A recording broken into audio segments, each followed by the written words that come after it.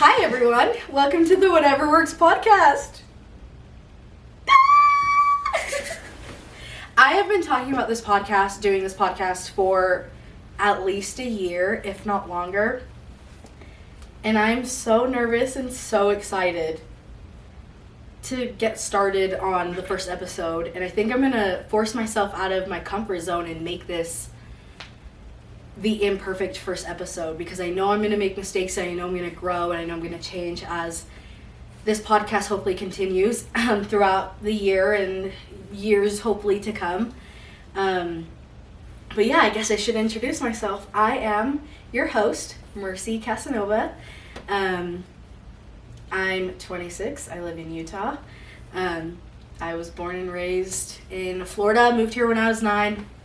And Utah's been my home for a super, super long time. I am a student at UVU. I'm just about done with my bachelor's degree, thank God.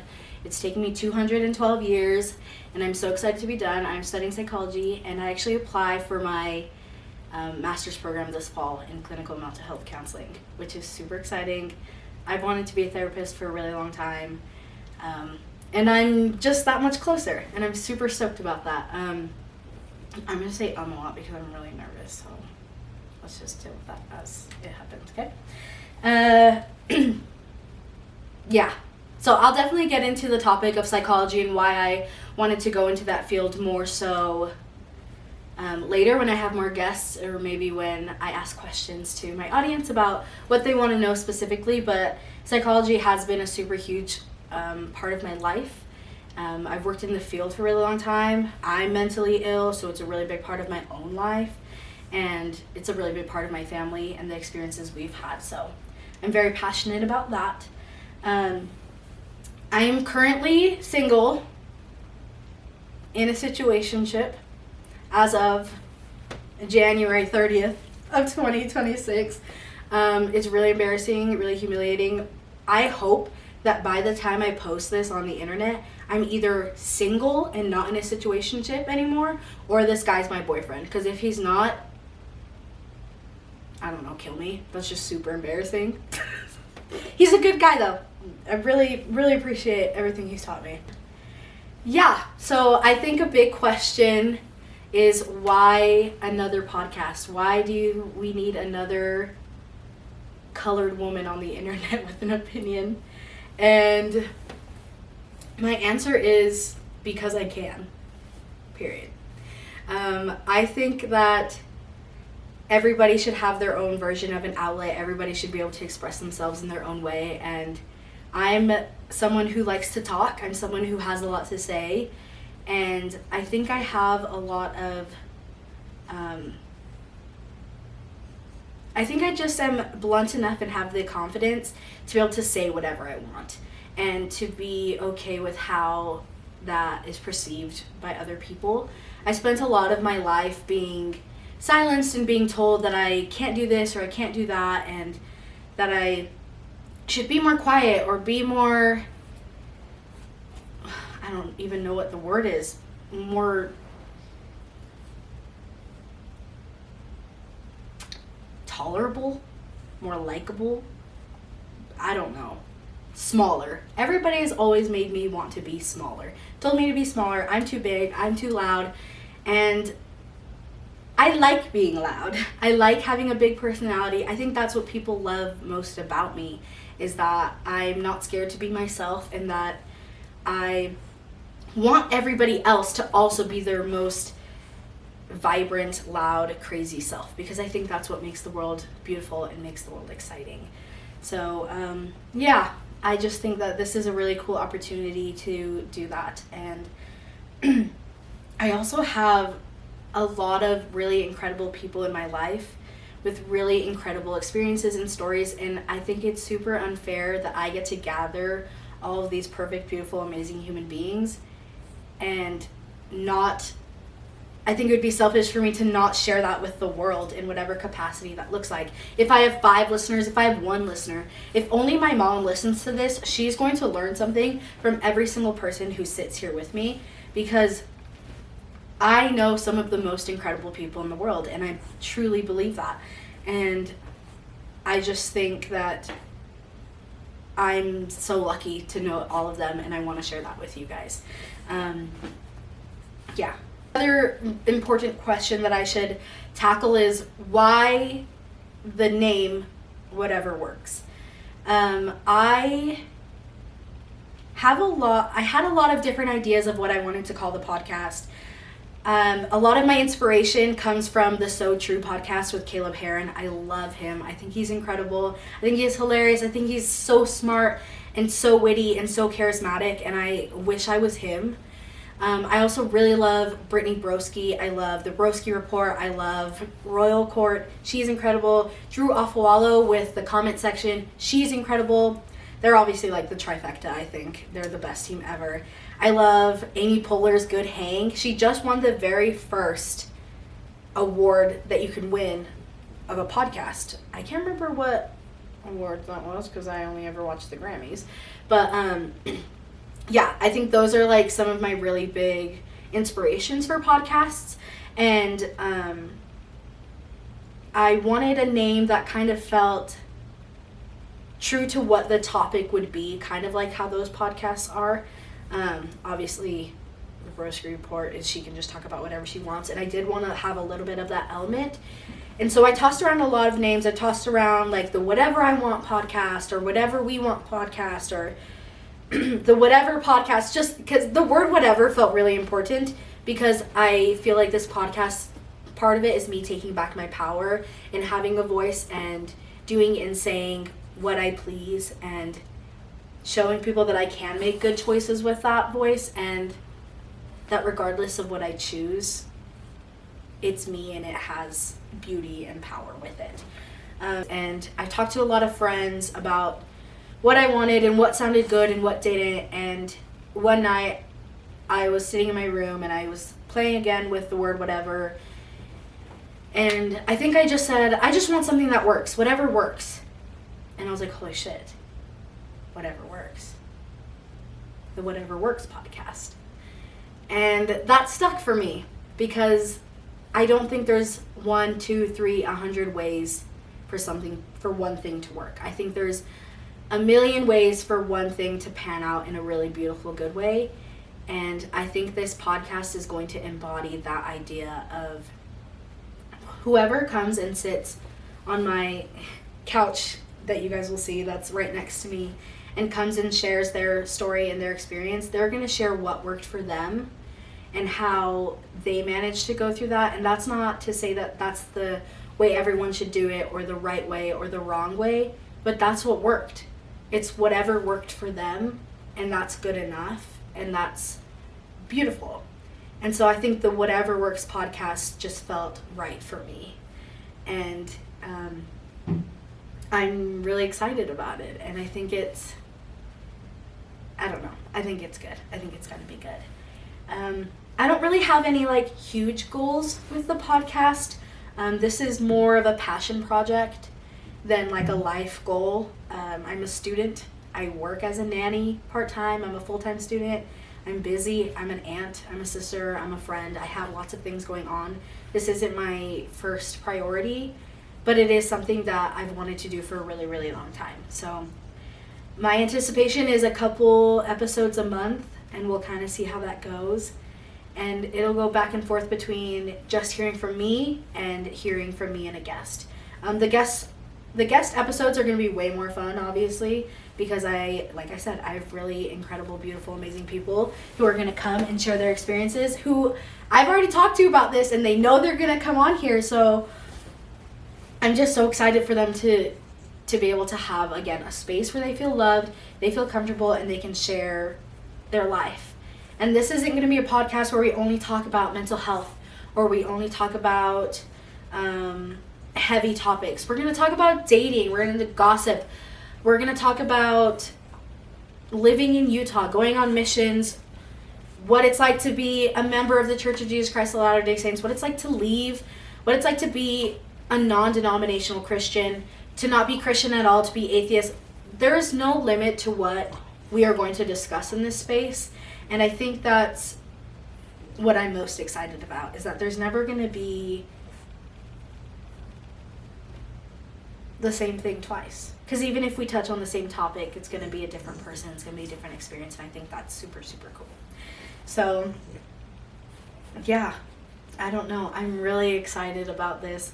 I'm putting a lot of pressure on myself because I like things to be perfect, but I'm going to push myself to let it be imperfect so that you guys who are watching know that no matter how you do things, no matter how poorly it's done, if you do it and you love it, it's perfect the way it is.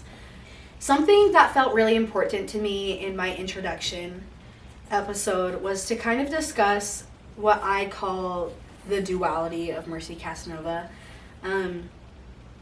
As a lot of you know, my friends and family who I'm assuming are watching my podcast, and what some of you might not know, the new people who I'm so excited to have you here. I grew up a member of the Church of Jesus Christ of Latter-day Saints. My mother and father are both converts to the church. And me and my 4 siblings were all raised in the church. And we grew up in Florida, but we moved here to Utah. And we were mostly inactive after my parents' divorce. Moving to Utah was really intense. We had a really great community within the church. But as time went on, my siblings and I struggled with different mental health issues. My mom was a single mom of 5 kids, working all the time. She was also a student. So church wasn't really a priority. A priority was keeping a roof over our heads and food in the fridge and just having like healthy kids. So church was not something that we attended often, and we quickly became inactive. And growing up in Bountiful, Utah, that was one of a million things that made me feel different and that made me feel like I wasn't good enough. And that was really, really hard. And I still live in Utah, so that's still something I struggle with, but in a completely different way now. When I was 15, I met an incredible family who kind of took me in and let me live with them for a little while, since my mom decided to move out of the state. But I was just getting through high school, about to graduate soon, so it felt silly for me to leave. So I had a really incredible family take me in, like I said, and I lived with them for probably only a year, but it felt like forever because one of their daughters was my very best friend. And they really helped me get in touch with the church again. I became active. I received my patriarchal blessing, and I even went on a mission back in 2019. I served in the Iowa Des Moines mission for about 13 months before COVID hit in March of 2020, and I was sent home. And being sent home early, no matter the reason, there's a big stigma with that. And that was really hard. I got sent home early with like hundreds of thousands of a billion people around the world. Like everyone fled home, whether you were in college, whether you're a missionary, whatever you were, everyone kind of went home because the world was seemingly ending. And I felt a lot of shame and a lot of guilt of not being able to finish my mission. And I had some really negative influences in my life at the time that also made me feel like I wasn't good enough to finish my mission. And that's why I got sent home, when in reality, my mental health didn't deem me eligible to sit in a house for 6 more months without being able to leave, which makes a lot of sense. But I struggled a lot with my spirituality after my mission. I struggled to understand what my place was. My family weren't members anymore. I was the only one who decided to come back. So I had a lot of pull left and right about who I wanted to be and what I wanted my life to look like. And over the years, I left the church and kind of came back. I stopped going to church. I stopped taking the sacrament. I didn't wear my garments. I didn't go to the temple. And then I would work on it and I would go back. And I did that back and forth for a few years until probably 2023. And I was struggling a lot with my mental health, and I decided to move to Fresno, of all places. My family lives out there. I have some family out there. And I decided to leave Utah. I needed to, 1, escape the winter, and 2, I just needed to get out of the bubble. The church bubble, the Utah bubble, the clique bubble, everything that I really do love about Utah, but was really drowning me at that time, and I think just drowns people in general, I needed to get out of it. I needed to clear my head to decide what really was the best for me, what I needed. So I moved to Fresno. Nothing's there. No one's there. And I think the best thing about California is no one cares about you. They only care about themselves. And that's like the polar opposite of Utah. So I was really excited to go out there, and I talked to the parents that I was living with. And I told them, I don't really know what I'm doing spiritually. I don't want to feel like I have to go to church, but I want to be able to if that's what I feel like. But I also don't want to like make it awkward in the home, because they had younger kids who they kind of were like, if you're in the house, you go to church. And they were really understanding. They're like, we'd like it if you went to church, just so that we didn't have to fight back and forth with the younger kid about church. But I was 24 at the time. They're like, you're 24, you can do whatever you want. I get it. Like, I get that was a hard place for them. But they told me I could do whatever I wanted, so I did. And I attended a YSA board out there, and it was so different. Literally no one cared about me. And it was so refreshing. No one cared what I did. No one cared that I was new. And it wasn't like a mean they didn't care. It was like they all had their own goals and lives that they needed to focus on. So they weren't looking at me. I didn't feel like I was being stared at. And that's probably true here, is like not as many people are looking at you as you think. But it definitely feels different in Utah. The culture is very intense. But being out there made me realize what I liked about the church and what I didn't like about the church, and what I liked about myself and what I didn't like about myself. And something that was really big for me, and coming back to what I promise is a goal when I'm talking about the duality of Mercy Casanova, is I like being completely and wholly Mercy. And being Mercy means that I swear, I get tattoos, I just do what I want and I say what I want. I'm not going to comply to what the patriarchy wants me to be. And that doesn't mean that I'm bad. I love being someone that people can come to and know that I haven't just done one thing, but I've done both. I've been in the church, I've been out of the church, and I'm okay with both for other people. I'm okay with whatever you choose, and you are loved either way. And I'm not vanilla in the sense of like, I know what real life struggles look like as a non-member. But yeah, I love that part of me. I love the part of me that is a little edgier. I think what people like about me is that I have an edge to me. I'm not your typical Utah Mormon. God, that sounds so pick-me, but I think it's true. And that's what I like about myself. I like that. And I also realized during this time that I love the gospel. I love the covenants that I make. I love my mission. I love Jesus Christ. I love my testimony, and I think I have a very strong testimony. And I need both. So what I'm trying to get out of all of this is that while you are listening to this podcast, I am going to say swear words in the midst of bearing my testimony. I'm going to talk about experiences that seem incredibly non-churchy, and then in the next episode talk about the incredible experiences I had on my mission. And I don't think that doesn't make me a good member of the church. I don't think that makes me a bad secular person. I think that just makes me me. And I think, actually I know that ever since I've come, those 6 months in Fresno, they really changed me, y'all. Ever since I came to accept that I can be two things in one at one time, I've never been happier. I have my spark back. I don't have pressure to be anything but who I am. I think my friends think I'm crazy because I will say fuck and then talk about my incredible experience at the temple. And I think that's fine. I think that's, they probably hate it sometimes, but I think that they love me regardless, and I think they love me a little bit more because of it. And the most important part is I love me more because of it.